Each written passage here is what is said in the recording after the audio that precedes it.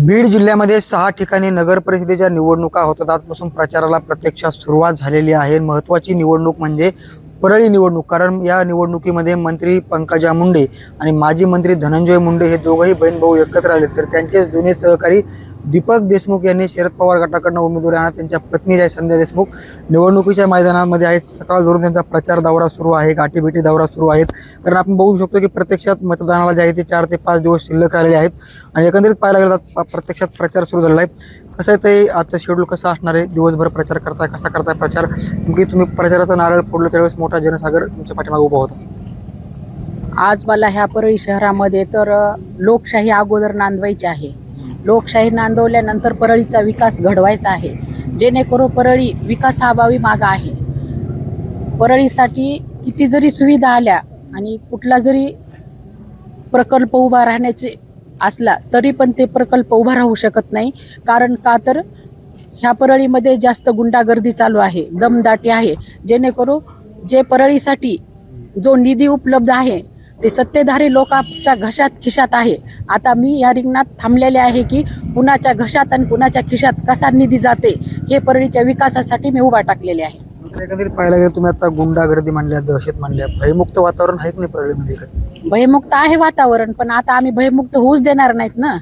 परळीचं वातावरण एकदम सुंदर आणि स्वच्छ परळी, असं भयमुक्त तर चालणारच नाही। गुंडागर्दी ह्या परळीत तर चालूच देणार नाहीत आम्ही।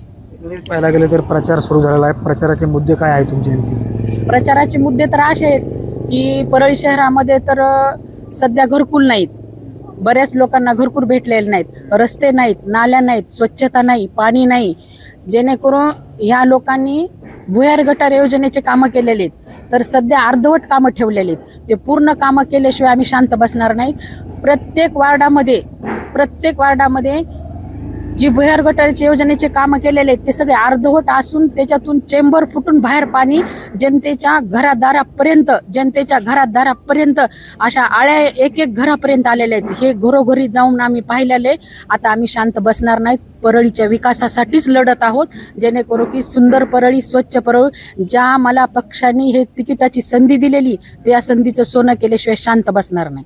आताही बघू शकतोय निवडणूक अंतिम टप्प्यात आली आहे। पुढचे प्रतिस्पर्धी उमेदवार जे आहेत तुम्हाला माहिती आहेत, मात्र त्यांच्या पाठीमागची शक्ती पाहायला गेलं तर मंत्री पंकजा मुंडे असतील, माजी मंत्री धनंजय मुंडे असतील, म्हणजे साम दाम दंडभेद सगळं आहे।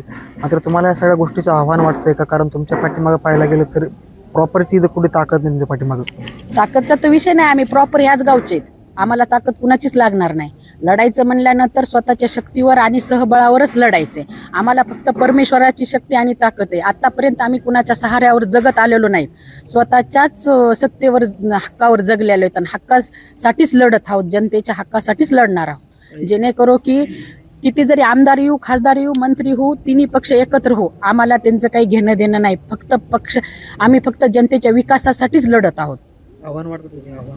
आव्हान नाही, काहीच नाही, आव्हानचा विषयच नाही। आम्ही सांगितलं ना, जनतेच्या विकासाचाच आव्हान आहे आमचा।